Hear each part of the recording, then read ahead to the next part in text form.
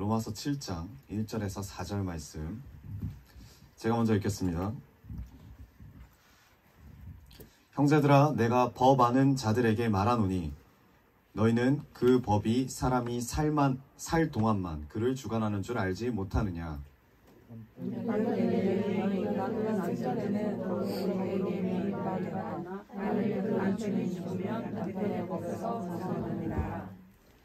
그러므로 만일 그 남편 생전에 다른 남자에게 가면 음녀라.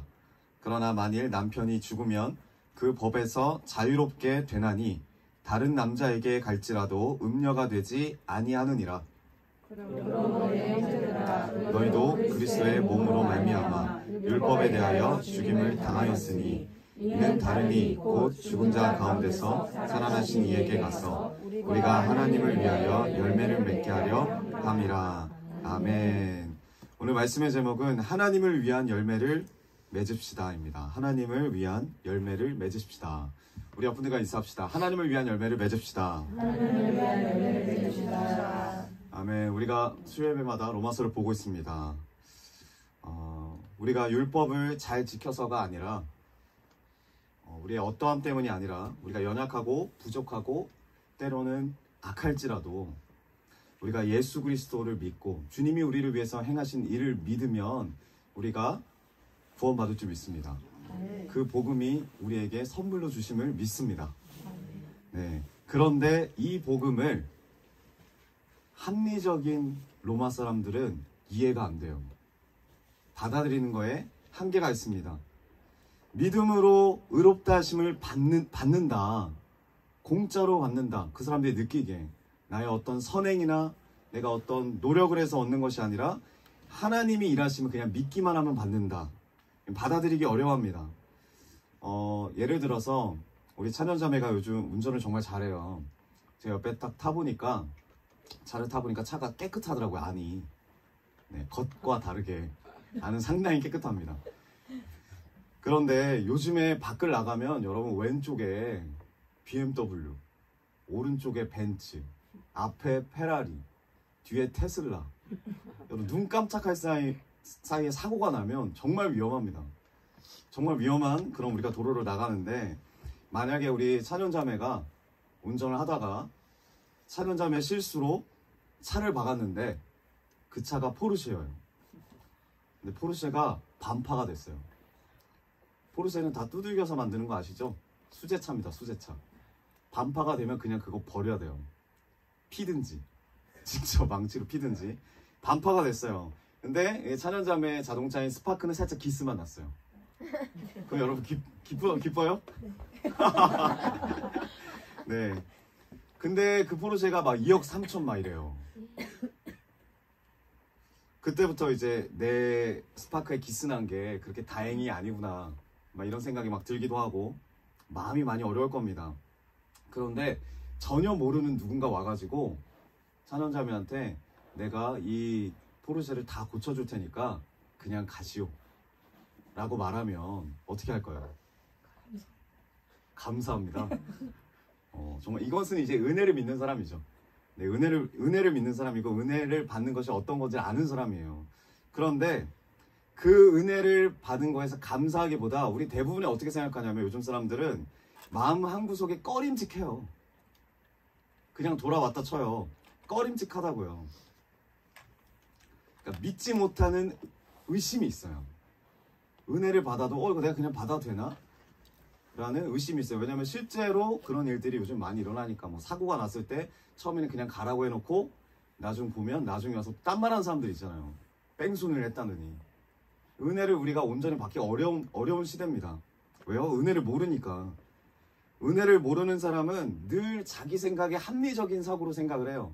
자기 생각 안에서 공짜는 없다 이거예요. 그리고 만약에 나한테 뭔가 호의를 베풀면 저 사람 사기꾼 아니야? 뭐 이런 생각도 들고 항상 생각이 사고가 내 안에 있는 사고가 뭐냐면 인과응보 아니면 권선징악. 뭔지 알죠? 인과응보는 내가 뿌린 대로 거두는 거고 권선징악은 선한 사람이 결과적으로 악을 이긴다 이런 뜻이잖아요. 뭐 또 예를 들자면 우리 라이온킹 다 아시죠? 라이온킹 우리가 다 내용을 알지만 저도 이제 뮤지컬로 옛날에 본 적이 있는데 그거 보면 내용을 다 알아도 우리가 어떻게 그 라이온킹을 그 주인공이 누구죠? 심바죠? 심바를 응원합니까? 심바는 나중에 이 동물들의 왕이 돼야 되고 그 악당이 누구죠? 삼촌? 카 뭐였던 것 같은데 아무튼 그 삼촌은 어떻게 해야 돼요? 네, 죽어야 되고 근데 실제로 그렇게 됐을 때 기분이 어때요? 통쾌하죠. 그런데 그렇게 안 되면 기분이 어때요? 언짢죠. 왜 그러면 이러한 사고가 우리 안에 있으니까 이러한 사고가 너무나 당연하니까 이게 우리뿐만 아니라 로마 사람들 다 그렇게 생각하는 거예요. 은혜를 그냥 준다고? 언짢은 거예요. 마음이. 로마의 법이라는 것이 정말 합리적이었습니다. 여러분 유대교가 어떻게 그 로마 한가운데 로마 교회를 처음은 유대교로 시작을 했겠죠. 그리고 변화가 돼서 로마 교회가 됐겠죠. 유대교가 어떻게 그 로마 한가운데 교회를 짓고 회당을 짓고 이렇게 들어갈 수 있었을까? 세력을 이룰 수 있었던 이유가 뭐냐? 바로 법 때문이에요. 법. 로마 사람들은 이 법 정신이 아주 투철해요. 법을 무조건 잘 지키는 사람들이에요. 근데 유대교도 잘 보면 율법을 엄청 잘 지켜요. 이 유대교의 율법하고 로마의 이 법 정신이 너무나도 딱 들어맞고 잘 맞아요. 그래서 로마 사람들이 이 유대교, 하나님에 대한 이야기를 들을 때 어떻게 되냐면 착하게 하나님 말씀대로 살면 상 받고 하나님 말씀대로 살지 않으면 어떻게 해요? 벌 받고. 이게 자기들이 생각하는 거 똑같거든요. 사고가 똑같아요. 그래서 거부감 없이 율법을 받아들입니다. 여러분 근데 우리나라도 마찬가지죠. 우리나라가 어떻게 이렇게 신앙심이 좋을까? 잘 보세요. 우리나라 오랫동안 우리나라를 지배하고 있던 문화가 뭐죠? 유교죠, 유교. 불교는 뭐 고려 정도까지라고 해도 유교예요. 유교에 특히 유명한 그 사상이 있습니다. 삼강오륜. 네, 들어보셨죠? 그게 관계인데 어떤 관계들에 대한 이야기냐면 임금과 신하 아니면 그 부모와 자식 아니면 남편과 아내 막 이런 내용이에요. 근데 이 내용이 우리가 마찬가지예요. 뭐가 유교고 뭐가 이 성경에 나오는 기독교인지 분간이 안 돼요. 별 생각도 없고. 왜? 비슷해요. 부모를 공경해라. 살인하지 말아라. 비슷해요. 로마 사람들도 똑같다고요. 비슷해요. 네, 여러분 제가 동양 철학 정말 별로 안 좋아하거든요. 어려워서. 근데 한번 찾아봤습니다. 유교가 도대체 어떤 부분을 강조하나. 근데 좀 섬뜩했는데 그게 뭐냐면 유교는 분명히 종교지만 신앙의 대상이 없어요. 신앙의 대상이 없어요. 뭘 믿는 게 아니에요. 그게 목적이 뭐냐? 딱 이거예요. 일상생활에서 그냥 실천적인 어떤 도덕을 완성하는 게 목적이에요. 그러니까 도덕적으로 사는 사회를 만드는 게 목적이에요. 여기에 뭐가 없어요? 하나님을 위하는 행동이 아니라는 거예요. 부모를 공경하고 그리고 자녀를 사랑하고 선생님을 공경하고 그리고 위에 사람이 아랫 사람을 존중하고 아랫 사람도 위에 사람을 존중하는데 겉으로 봤을 때는 정말 기독교 사회 안에서 똑같이 일어나는 사랑 안에 있는 것 같아요. 근데 뭐가 없냐면 하는 목적이 하나님을 위하는 게 아니라고요. 교회에서 아무리 우리가 헌신하고 봉사하고 예의를 지켜도 그게 한 끗 차이라는 거예요. 하나님을 위하는 게 아니면 그 유교예요. 그러니까 비슷해요, 되게. 근데 이 유교가 또 뭐가 있냐면 구원신앙이 없어요. 그러니까 유교가 구원신앙이 없는데 뭐만 강조하냐면 윤리적인 실천만 강조해요. 계속 실천만. 근데 이것만 계속 강조하니까 나중에 어떻게 되냐면 죄의식에 빠져요. 안 지키면 못마땅하고 자신에 대해서도 남이 안 지켜도 못마땅하고 정죄하고 구원의 개념이 없어요. 저 사람은 그냥 뭐 안 지켰다 그러면 저 사람은 그냥 찍힌 거예요. 끝까지 찍혀있는 사람이에요. 저 사람이 변화되고 저 사람이 좀 발전하고 이런 거 그렇게 관심이 없어요. 구원에 대한 개념이 없어요. 유교는. 욕먹을 사람 끝까지 욕먹는 거예요. 그리고 죽음에 대한 것도 관심이 없어요. 근데 이게 정말 무섭더라고요. 왜 그러냐면 이 유교는 또 내세 신앙이 없어요. 한탕주의, 한탕주의. 뭐만 강조하냐면 철저하게 지금 현실을 강조해요. 지금을 강조해요. 지금. 현실에 엄청 집착합니다. 이게 뭘로 드러나요? 입심양명으로 드러나는 거예요. 암행어사가 돼야 돼, 암행어사가. 그래서 멋있게 내 고향으로 돌아와서 탐가물을 잡고 행복하게 입심양명해서 이쁜 여자나 멋있는 남편 만들어가지고 삶을 살으라는 거예요. 복을 누리고 사는 거예요. 여러분, 이게 근원이 돼서 우리나라에 가장 이렇게 많이 나왔던 파생되어진 부분이 뭐냐면 당파 싸움이에요. 그러니까 져주질 않아요, 서로. 무조건 싸워야 돼. 저쪽 파를 아예 그냥 박살을 내버려야 돼. 그 당파를 위해서라면 뭐 왕을 시해하든 이거 중요한 게 아니에요. 다음 세대가 없어요. 그러니까 한마디로. 지금밖에 없어요. 전쟁이 나도 왕이 도망가는 이유가 지금이 중요하니까. 다음 세대가 없어요. 다음 세대가. 이게 유교예요. 근간에는 뭐가 없냐면 하나님을 위한 게 하나도 없어요. 하나님을 위한 게 없어요. 여러분, 근데 일본도 되게 이런, 유교는 아니지만 거긴 불교지만 일본도 이 예의를 되게 중요하게 생각하잖아요. 그러니까 다 한 끗 한 끗 차이인데, 근데 일본 애들은 뭐가 있냐면 천황을 위한 희생정신이 있어요. 그 사람들은. 근데 이 유교는 뭐냐면 자기예요. 나와 내 가정을 위한 거예요. 그래서 내가 그냥 인사하고 예의범절 지키고 하는 거지 하나님을 위한 게 아니에요. 우리가 교회에서 신앙생활 할 때도 하나님을 위한 건지 아니면 내가 그냥 유교 생활하고 있는 건지 그건 기독교도 아니더라고요. 정말 무섭더라고요. 구원도 없고 천국 간다는 믿음도 없고 다음 세대도 없어요. 나밖에 없어요. 그게 유교예요. 근데 이 로마가 딱 그러한 법을 지키면서 자기들밖에 없는 거예요. 근데 이 로마도 황제를 위한 마음은 있죠. 억지로 신겨주는 거죠. 근데 이러한 법에 아주 능통하고, 로마 사람들은 다 법에 능통해요. 그리고 그 교인들도 법에 능통하겠죠. 이런 율법에 익숙해 있는 이 로마 교인들에게 이 사도 바울이 어떻게 복음을 전할까 기도하면서 썼는데, 이 7장의 내용에 어떻게 쓰냐면 이렇게 말하는 거예요. 전혀 다른 새로운 법을 이야기해요. 법을 이야기는 하는데 이전에 알고 있던 법이 아니라 전혀 새로운 법을 이야기합니다. 너희들이 알고 있던 이 세상의 상식이 아니라 그 상식을 초월하는 하나님의 법이 있다. 그게 뭐예요? 그게 복음이고 그게 은혜다. 이 사람들이 생각할 땐 절대 그게 자기 법에서는 이해가 안 되거든요. 여러분, 요즘에 밖에 나가서 전도할 때 아니면 뭐 주변의 지인들한테 잘해줘 보세요. 그럼 뭐라고 하더라면 너 나한테 뭐 잘못한 거 있냐? 라든가 아니면 내가 너한테 뭘 도와줘야 되냐? 라든가. 그러니까 이해가 안 되는 거예요. 이유 없이 나한테 잘해줄 리가 없다. 그런데 이 새로운 복음은 뭐냐면 우리의 연약함을 뛰어넘는 하나님의 은혜다. 우리가 아무리 최선을 다해도 너나 나나 똑같이 죄인인데 의인인 척 할 필요 있냐? 그게 아니다. 하나님의 법은 율법 아무리 지켜도, 법을 아무리 지켜도 우리는 구원받을 수 없다. 우리의 연약함을 뛰어넘는 새로운 법이 필요한데 그게 복음이고 그게 은혜야. 우리의 어떤 삶의 결과물을 내든지 간에 그거는 우리에도 만족 못하고 하나님 앞에 만족이 될 수 없는데 우리의 결과물을 뛰어넘는 하나님의 일하심, 그게 바로 예수 그리스도야. 그거 지금 바울이 이야기하고 있는 거예요. 하나님의 법을 이야기하는 거예요. 하나님의 법.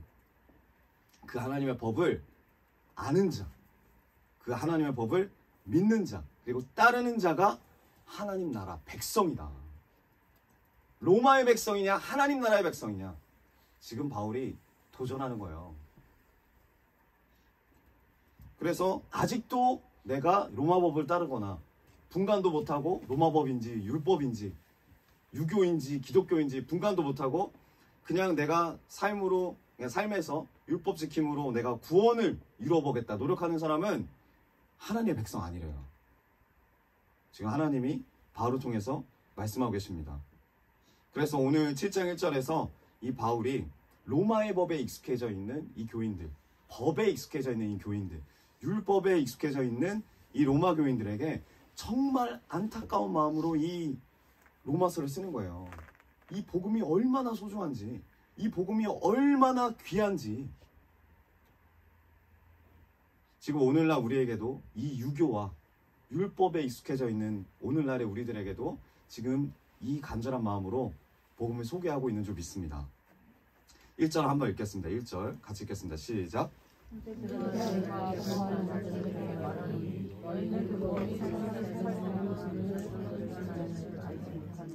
아멘. 네, 지금 바울이 묻고 있어요. 알지 못하느냐? 너 모르냐? 알지 못하느냐? 강조해서 묻고 있습니다. 누구에게 묻고 있냐면 처음에 딱 나오죠. 법 아는 자들에게 내가 말한다. 너네 모르고 있었냐? 법 아는 자들이 누굽니까? 법을 너무 잘 알고 있는 로마교회 사람들이에요. 율법을 잘 알고 있는 로마교회 사람들이에요. 근데 중요한 게 뭐냐면 법은 아는데 하나님의 법을 몰라요. 그러니까 은혜를 몰라요. 자신들의 법에는 능통하고 이런 율법을 행위적으로 지키는 것에 능통한데 하나님 나라의 새로운 법을 모르고 예수 그리스도의 죽음과 부활을 통해서 이제 우리의 영혼이 살아나는, 우리의 심령이 살아나는 이 하나님의 은혜 법에 대해서는 전혀 몰라요. 우리도 그래요. 어떻게 해야 되는지는 알아요. 교회 안에서. 밖에 나가서 전도해야 되는 것도 알아요. 그런데 진짜 하나님의 법을 모를 수가 있다는 거예요. 영혼이 살아나는, 나의 영혼이 살아나는 하나님의 법. 그러니까 바울이 지금 이걸 알아야지 이 답답한 마음으로 이야기를 하는 거예요. 그러면서 이제 새로운 이야기를 하는데 이 로마 사람들이 지금 신앙의 기초가 없어요. 그 대신 아주 율법적이에요. 어떻게 이 복음을 전할까? 그래서 이 사람들한테 이야기하는 거예요. 너희들 그래 법 잘 지킨다. 너희들 법 잘하는 거 내가 안다. 근데 이 법이 사람이 살 동안만 그 사람을 주관하는 줄 알지 못하느냐. 이게 무슨 말입니까? 살 동안만이래요. 생명이 붙어 있을 동안만. 그러니까 법의 유효기간이 있대요. 법의 유효기간. 그건 살아있을 때까지만이에요. 죽어있는 사람한테 법을 갖다 대도 죽어있는 사람은 말이 없어요. 말이 없어요. 살아있는 사람에게만 이 법은 해당이 됩니다. 죽어있는 사람은 해당되지 않아요. 그런데 우리가 이 율법에 대해서 죽지 않으면 어떻게 해요? 반응하죠. 죽었는데 죽었다는 걸 믿지 못하고 아까처럼 이거 은혜가 잘 모르겠는데 의심이 들고 믿지 못하고 못마땅하고 좀 아까 마음이 불편하고 난 아직 안 죽은 것 같은데 이런 불안감이 들어가면 이 율법이 나에게 엄습해오거나 죄가 나에게 엄습해올 때 어떻게 해요? 마음이 반응해요. 반응한다고요. 지금 바울이 이 법을 잘 아는 사람들한테 삶과 죽음에 대해서 먼저 이야기를 해요. 왜 삶과 죽음에 대해서 먼저 얘기하냐? 살아있는 사람하고 죽어있는 사람에 대한 이야기를 먼저 한 이유가 뭐냐면 이 법이라는 거는 살아있느냐 죽었느냐에 따라서 이 영향을 끼치냐 영향을 못 끼치냐 이게 있기 때문에 중요하기 때문에. 그리고 나서 이 7장 1절 바로 앞에 죽음과 영생에 대한 정의를 내리고 갑니다. 그래서 되게 중요해요. 우리가 잘 알고 있는 6장 23절. 네, 우리 한번 같이 읽겠습니다. 6장 23절. 시작.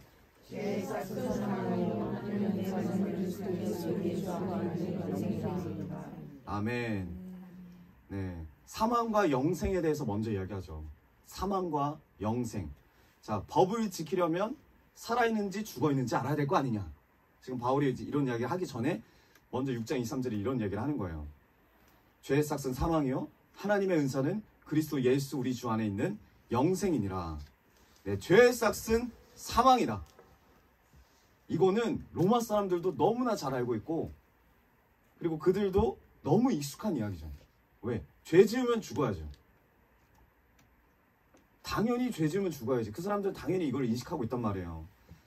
근데 그 사람들 사고 방식대로 그럼 영생을 어떻게 얻냐? 죄를 지으면 죽는다. 사망이다. 그러면 영원히 사는 영생을 어떻게 얻냐? 어떻게 얻어야 됩니까? 의의 삭은 영생이니라라고 말을 해야 되는데 의의 삭은 영생이니라 이렇게 말하지 않고 어떻게 말합니까? 하나님의 은사가 등장해요. 이게 새로운 법이에요. 앞에는 자기들의 이야기예요. 죄를 지으면 죽어야지. 근데 뒤에는 이제 새로운 법을 이야기하는 거예요. 바울이 하나님의 은사는 그리스도 예수 우리 주 안에 있는 영생이니라. 하나님의 은사.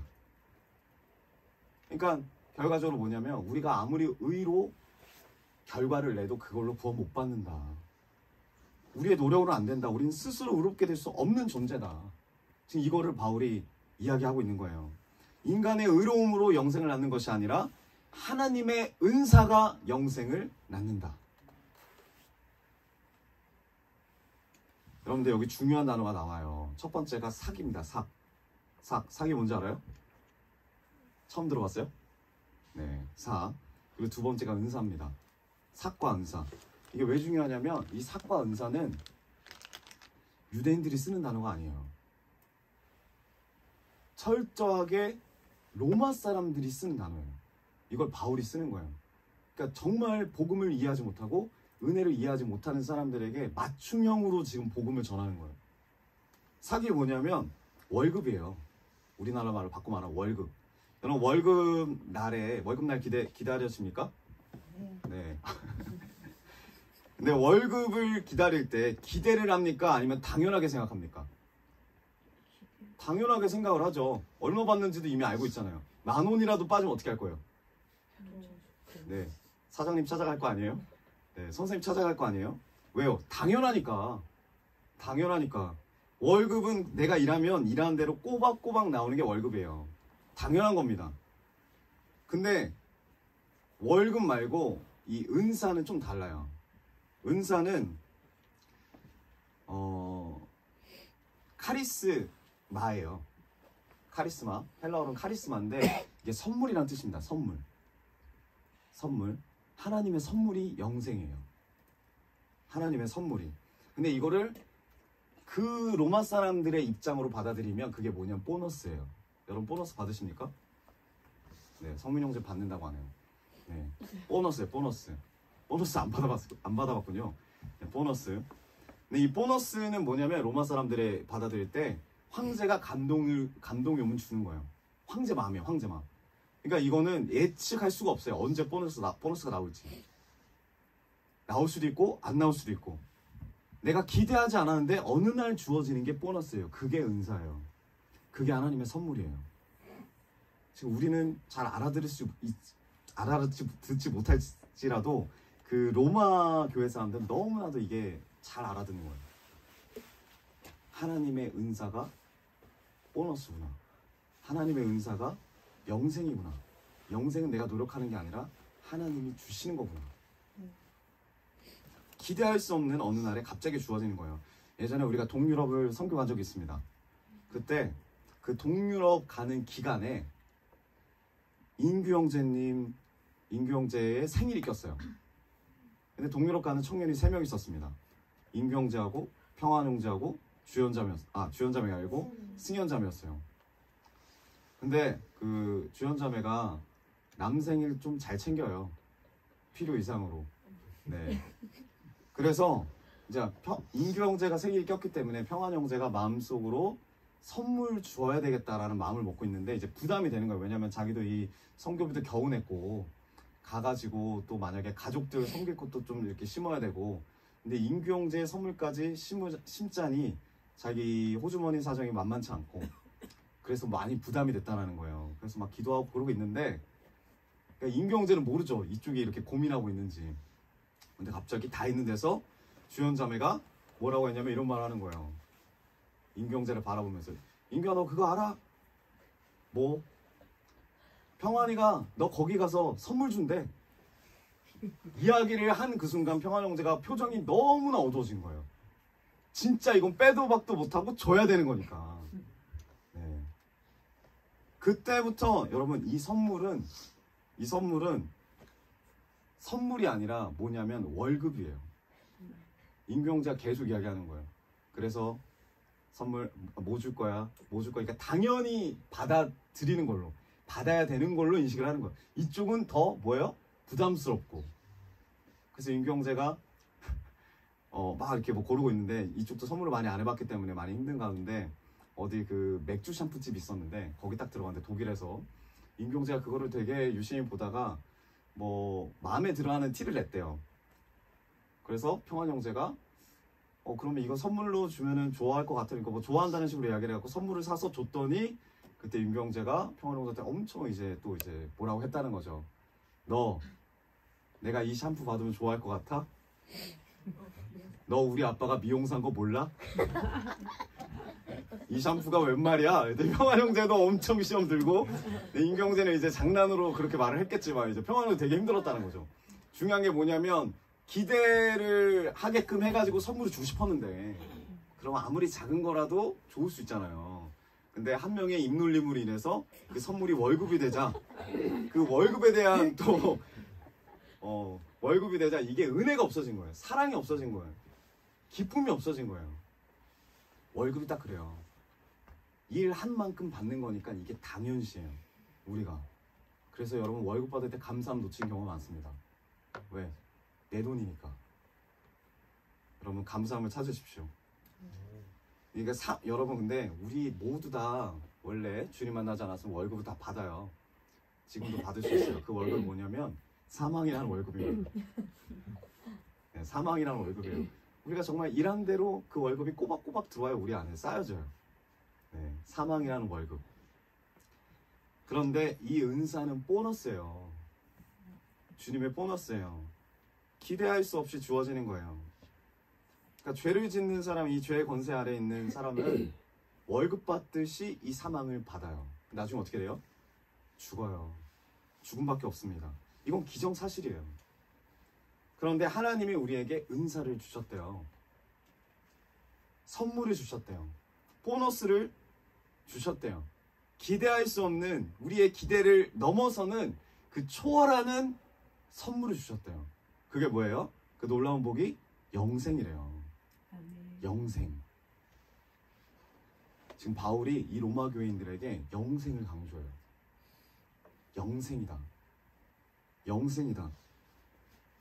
지금 이 로마 사람들이 이해할 수 있는 단어로 영생을 이야기합니다. 월급, 보너스, 삭과, 은사. 이 하나님의 은혜가 어떤 것인지를 정말 최선을 다해서 성령의 감동을 받아서 설명합니다.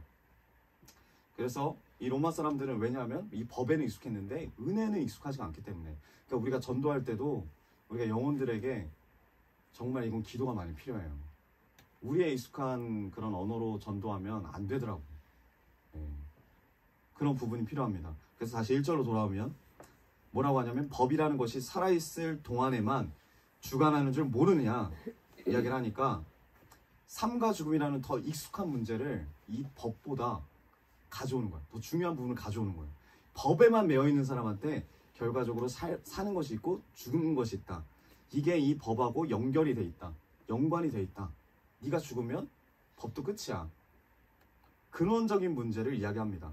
그러면서 무슨 이야기 하냐면 2절입니다. 2절. 남편 있는 여인이 그 남편 생전에는 법으로 그에게 매인받으나 만일 그 남편이 죽으면 남편의 법에서 벗어나느니라. 우리가 봤을 땐 당연한 이야기겠지만 네. 실제적으로 우리가 불과 뭐 몇십 년 전만 해도 이게 어려운 이야기였어요. 우리나라 안에서. 남편이 죽었어요. 그럼 그 여자가 아내가 남편 가족들 버리고 갑니까? 우린 절대 안 돼요. 옛날에 어떤 말이 있었냐면 한 번 시집을 가면 그 시집간 집에 뭐라 그러죠? 거기서 돌아오지 말라 그래요. 안 받아줘요. 안 받아줘요. 근데 로마는 상당히 성숙했어요. 법이. 그래서 뭐냐면 남편이 죽으면 여자가 자유를 얻어요.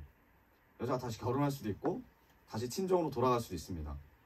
이제 그렇기 때문에 이 당시 법으로 이제 3절이 이어지는 거예요. 3절 어떻게 이어지죠?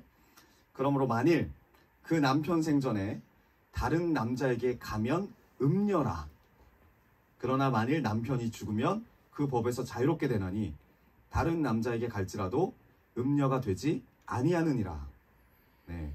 법대로 하면 남편이 살아있을 때 다른 남자에 가면은 불륜이에요. 쉽게 말하면. 근데 남편이 죽었을 때 다른 남자한테 가면 갈 수 있는 거예요. 이게 자유를 준다는 거죠. 지금 로마 사람들이 다 알고 있는 법이에요. 지금 바울이 이야기를 하면서 이제 율법 이야기를 하는 거예요. 익숙한 로마 법을 이야기하면서 정말 하고 싶은 이야기를 합니다. 그래서 4절 후반절, 4절 초반절. 네, 그러므로 내 형제들아 너희도 그리스도의 몸으로 말미암아 율법에 대하여 죽임을 당하였으니 네, 남편이 죽으면 자유롭게 된대요. 근데 여기서 지금 바울이 말하는 남편이 누굽니까? 그게 율법이에요. 우리도 마찬가지라는 거예요. 로마 사람들아, 너희들이 남편이 죽으면 너네도 마음대로 살 수 있잖아. 자유를 얻을 수 있잖아. 마찬가지로 너희들이 매여있는 이 법, 이 율법 안에서 율법이 죽으면 너희들도 자유롭게 될 수 있어. 근데 여러분, 율법이 죽습니까? 네, 여기서 또 한계가 오는 거죠. 남편이 죽을 때까지 기다리는데 남편이 죽진 않는 거죠. 율법을 독살할 수도 없잖아요. 율법은 죽을 수가 없어요. 그래서 어떻게 돼요? 어떻게 하라는 거예요? 내가 죽으라는 거예요. 율법이 죽을 수 없으니까 내가 죽으라는 거예요. 여러분, 지금 이게 거꾸로 계속 오고 있는데 우리 교회에서 많이 죽으라고 하잖아요. 왜 죽는지를 모르고 죽잖아요. 그냥 대강만 아는 거지. 우리가 1 더하기 1은 2인 거 알아요. 그쵸? 근데 1 더하기 1이 왜 2가 나오는지를 구체적으로 압니까? 알아야죠. 적어도 말씀이라면. 우리가 죽어야 되면 왜 죽는지를 알아야죠. 그냥 죽으라 해서 죽는 거는 의미가 없어요. 유교도 죽으라 그래요. 불교도 죽으라 그래요. 다른 종교도 이슬람도 죽으라 그래요. 왜 죽어야 되느냐, 그 이야기예요. 1 더하기 1이 왜 2가 되느냐. 남편이 율법인데 그 법에 매여 살던 로마 사람들, 유대인들, 우리나라 사람들, 유교에 매여서.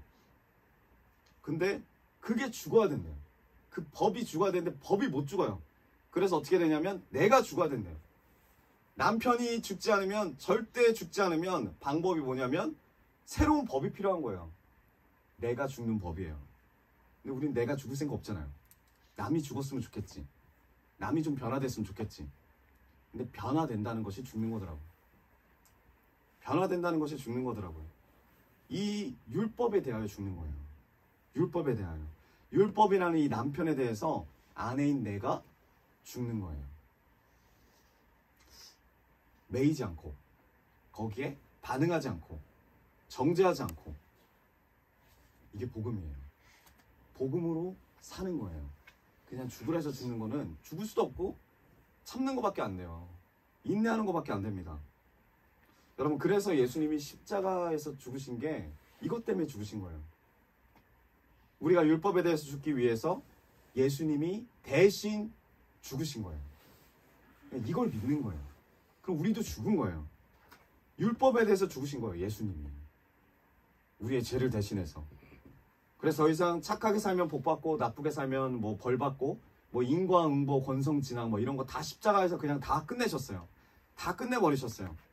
그리고 진짜 바울을 통해서 주님이 원하시는 게 뭐냐? 그 다음에 나옵니다. 4절 후반절. 이는 다른 이, 곧 죽은 자 가운데서 살아나신 이에게 가서 우리가 하나님을 위하여 열매를 맺게 하려 함이라. 자, 우리가 율법에 대해서 왜 죽었대요? 율법에 대해서 죽었대잖아요. 왜 죽었대요? 지금 그 이야기가 나오는데, 이는이 왜냐하면 바로 율법이 아닌 다른 남편, 그 남편에게 간대요. 그게 바로 부활하신 예수 그리스도래요. 율법에 대해서 주님이 왜 죽으셨냐면, 이제 우리가 내 율법의 남편을 그 앞에서 죽고 예수님의 사람이 되어서, 예수님의 백성이 되어서 하나님을 위하여 어떻게 하라고? 열매를 맺게 하려고. 열매를 맺게 하려고. 하나님을 위하여. 근데 유교는 뭐가 없다고요? 하나님을 위하여가 없어요. 여러분, 우리의 삶에 틀린 게 하나도 없어요. 근데 하나님을 위하여가 있느냐는 거예요. 지금 주님이 이 로마 교인 사람들한테, 이 사람들 법 정말 잘 지키고 율법 잘 지키고 행위적으로 문제될 게 하나도 없어요. 근데 행위적으로 문제될 게 없으니까 은혜로 못 받아들이는 거예요. 왜? 자기 스스로 구원받을 수 있으니까. 그런 사람들은 은혜가 값어치가 없어요. 그리고 자기가 높아지고. 하나님을 위하여 열매를 맺기 위함이다. 열매가 뭡니까? 여기서 열매가 뭐냐면, 뭐 다시 열매를 맺는다, 뭐 내 안에 뭐 기복주의가 뭐 살아나거나 아니면은 내가 뭐 행위적으로 열심히 하거나 막 그런 게 아니라, 열매가 우리예요. 우리 자신이에요. 하나님을 위한 홍일섭, 하나님을 위한 나 자신, 주님이 만드신 그 형상 그대로를 다시 주님이 찾기 위함이에요. 그래서 복음이 필요해요. 그래서 이 은혜가 필요해요. 나를 주님이 건져주신다는 거예요. 나의 생명을 주님이 건져주신다는 거예요. 그것이 주님 앞에 열매를 맺는 행위가 됐네요. 그래서 주님이 그걸 너무나 원하신대요. 여러분들 성경의 열매는 어디서 나오죠? 사과, 네, 나무죠, 나무. 네, 달란트를 드리도록 하겠습니다. 적극적인 참여. 네, 열매는 나무에서 나와요. 그럼 여러분 사과는 어디서 나오죠? 네, 그럼 나무는 사과를 맺겠죠. 그럼 배는? 네, 배나무는 배를 맺겠죠. 그러면 사람은? 사람나무입니까? 네, 우리 사람이 갖고 있는 게 있어요. 뭘 갖고 있을까요? 여러분 뭘 갖고 계십니까? 갖고 있는 게 없어요? 네, 생명을 갖고 있잖아요. 예수 그리스도의 생명을 갖고 있잖아요. 이 생명을 가지고 있기 때문에 우리를 통해서 나온 열매가 뭐예요? 생명이에요. 생명. 율법에 매여 살면서 율법으로 정죄받고 결과적으로 사망에 이를 것이냐, 죽음에 이를 것이냐, 아니면 내가 율법에 대해서 죽고 예수 그리스도의 그 생명의 법으로 새롭게 살아서, 그게 뭐예요? 내가 죽는 거죠. 죽어야 가능한 거죠. 하나님의 은혜로, 하나님의 은사로 이 영생의 열매, 생명을 열매로 맺는 삶을 앞으로 살아갈 것이냐. 근데 주님이 이걸 원한대요. 생명을 맺는 주님의 백성, 하나님을 위하여 열매 맺는 자, 주님이 원하십니다. 이걸 지금 우리 결정하라는 거예요. 아직도 율법에 배워서 그렇게 월급을 받아가면서 살아갈 거냐, 아니면 너만 사는 것이 아니라 생명의 열매를 맺고 하나님을 위하여 많은 이들에게 영향을 끼치는, 하나님을 위해 사는 삶을 살 것이냐, 그 말이에요. 하나님을 위하여 열매를 맺는 것. 네, 이제 결정을 해야 된대요. 그럼 우리가 이 밤에 나왔습니다. 그리고 이 말씀을 받고 있어요. 말씀이 어려워요. 로마서가 많이 어렵습니다. 근데 우리가 여기 나와서 말씀을 듣고 예배를 드리는 목적이 누구를 위한 것이냐? 나를 위한 것이냐? 아니면 하나님을 위한 것이냐? 하나님이 원하시는 것은 우리의 모든 삶이 하나님을 위하는 삶이 되길 원해요. 우리의 모든 삶이 하나님을 위해서 우리의 삶을 통해서 생명의 열매를 맺길 원해요. 우리부터가 생명이 되길 원해요. 그게 주님의 마음이에요. 이 로마 사람들을 향한 마음. 지금 참 이 시대가 너무너무 그 합리적인 사고와 이유와 이게 너무나 발전되어 있어서 주님의 은혜를 은혜로 받아들일 수가 없어요. 주님의 사랑을 주님의 사랑으로 받아들일 수가 없어요. 다 속이는 거고, 다 자기를 거짓으로 대하는 거고, 그런 시대에 우리가 살고 있습니다. 하나님을 위하여도 아니고 다 나를 위해서. 우리가 겉으로는 이 성경 말씀대로 삶을 사는 것 같지만 그 근본을 보면 하나님이 없는 경우가 너무나 많아요. 이 로마 사람도 마찬가지고, 그 강대국이고 초강대국이던 로마가 하나님이 없어요. 그리고 그 강대국에서 한가운데서 이제 복음의 씨앗이 심겨지고 열매가 맺혀지려는 그 교회가 복음이 없어요. 왜? 하나님을 위하는 사람이 아무도 없으니까. 그래서 지금 바울이 이 로마서를 쓰는 거예요. 율법을 넘어선 새로운 법이 필요하다. 너희들이 이 은혜를 받아야 되고 이 복음을 받아야 된다. 하나님을 위한 열매가 되기를 원한다. 그럼 우리에게도 동일하게 주는 메시지인 줄 믿어요. 우리에게도 동일하게 주는 메시지예요. 하나님을 위하여 열매 맺는 우리 모두가 되기 원합니다. 이게 바로 우리의 삶의 가치가 되기 원해요. 삶의 가치. 하나님을 위한 열매가 되는 것. 율법을 넘어서서 부활하신 그 예수 그리스도를 바라보는 것. 내가 열매를 맺을 거룩한 삶으로 나아가기 위해서는 이 질문이 반드시 필요합니다. 내 안에 나는 하나님을 위하여 사는 삶인가? 나를 위하여 사는 삶인가? 그리고 우리가 이 새로운 법에서 새로운 정체성, 새로운 능력으로 내 삶의 소망을 허락해 주시는 그 하나님의 인도하심을 믿으며 기도하며 나아갈 때 주님이 우리를 사용하여 주실 믿어요. 우리를 통하여 이 나라를, 그리고 우리 가정을, 우리의 일터를 바꿔줄 줄 믿습니다.